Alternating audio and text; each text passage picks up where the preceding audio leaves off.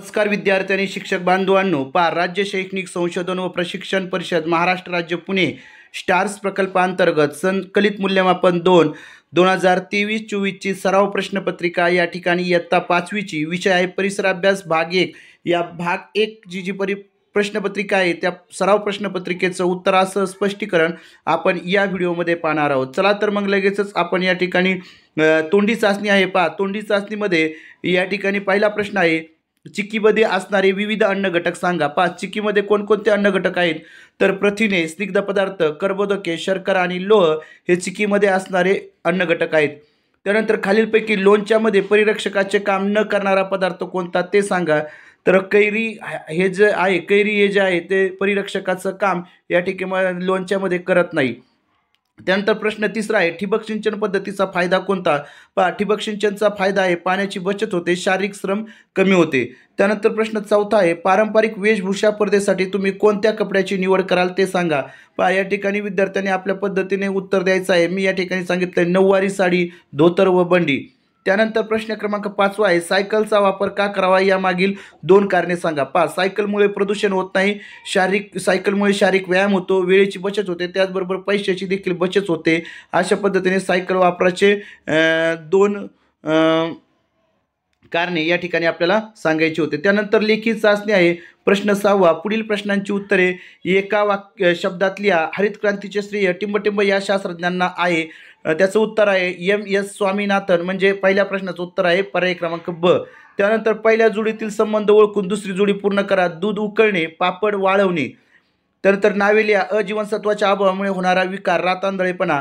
प्रदूषण न करणारे वाहन ओळखून त्याचे नाव लिहा. शिडाचे गलबत हे प्रदूषण न करणारं वाहन आहे.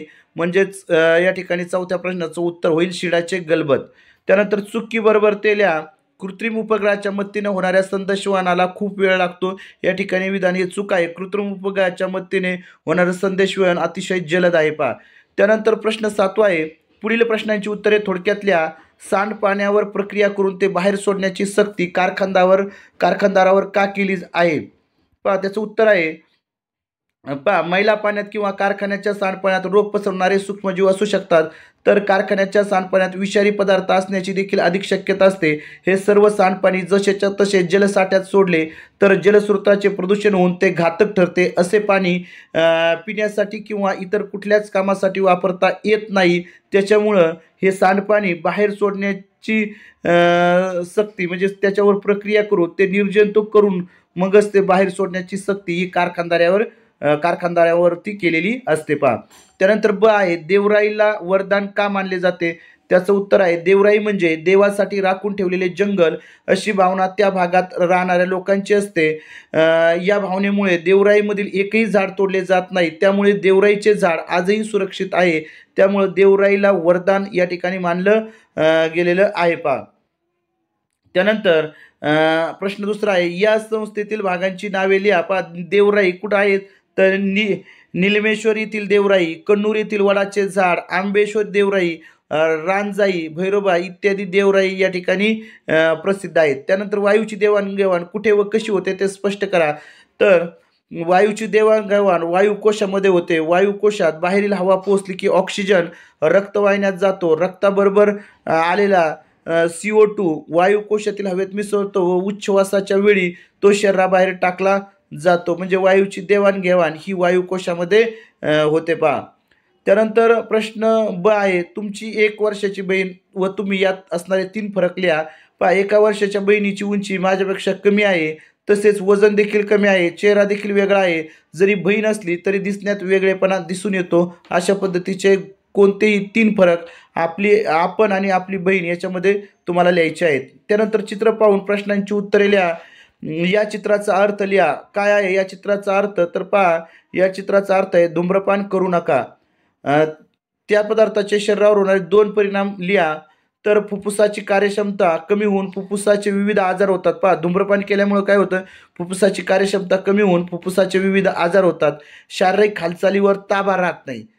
शारीरिक हालचालीवर ताबा राहत नाही. अशा पद्धतीचे याचे विपरीत परिणाम धूम्रपानाचे शरीरावरती होऊ शकतात. त्यानंतर नवजात बालकांना विविध लसी देण्यात येतात. यामागील कारण नवजात बालकाची प्रतिकारशक्ती कमी असते, त्यामुळे ते आजाराला लवकर बळी पडतात. परंतु जर त्यांना लस दिली तर त्या विशिष्ट आजाराला प्रतिबंध करण्याची ताकद वाढते व नवजात बालक आजारी पडत नाही. म्हणून नवजात बालकाला या ठिकाणी लसीकरण करण्यात येतं. पहा, स्थायू आणि वायू पदार्थाच्या कणाची रचना दाखवण्यात 2 आकृती काढा.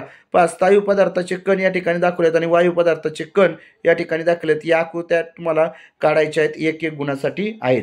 त्यानंतर तुम्ही काय कराल, तू खूप बडबड करतोस असे सर्वजण तुम्हाला सांगतात, त्यावेळेस मी बडबड कमी करण्याचा प्रयत्न करेन. त्यानंतर साची छान चित्र काढते, तुम्हाला चित्रकला व्यवस्थित जमत नाही, साचीसारखे चित्र काढण्याचा मी देखील प्रयत्न करेन. त्यानंतर प्रश्न 8वा आहे, पुढील प्रश्न सोडवा, आकृतीचे निरीक्षण करा व प्रश्नांची उत्तरे लिहा. पहा, आता या ठिकाणी ही आकृती कशाची आहे, श्वसन संस्थेची आकृती दाखवलेली आहेत. पहा, आता या ठिकाणी नाक आहे, ही श्वसन नलिका आहे, त्यानंतर फुफ्फुसे आणि श्वासपटल, अशा पद्धतीने ही जी आकृतीचं निरीक्षण करून त्याच्या भागांची नावं या ठिकाणी लिहायची होते. आणि कशाची आकृती आहे, तर श्वसन संस्थेची आकृती आहे. अशा पद्धतीने आपण आज या ठिकाणी इयत्ता 5वी परिसर अभ्यास भाग 1 ची जी सराव प्रश्नपत्रिका आहे, ते सराव प्रश्नपत्रिकेचं उत्तराचं स्पष्टीकरण या व्हिडिओमध्ये पाहिलेलं आहे. जर तुम्हाला हा व्हिडिओ आवडला असेल तर माझा चॅनल VPN एज्युकेशनल गुरु या चॅनलला नक्कीच सबस्क्राईब करा. आणि इतर इयत्तेंचे सरावासाठी प्रश्नपत्रिका असेल, त्याचबरोबर वार्षिक परीक्षेसाठी उपयुक्त असणाऱ्या प्रश्नपत्रिका मी या चॅनलवरती माझ्या अपलोड करणार आहे. त्यामुळे नक्कीच माझ्या चॅनलला सर्वांनी सबस्क्राईब करावे आणि हा व्हिडिओ इतरत्र देखील शेअर करावा.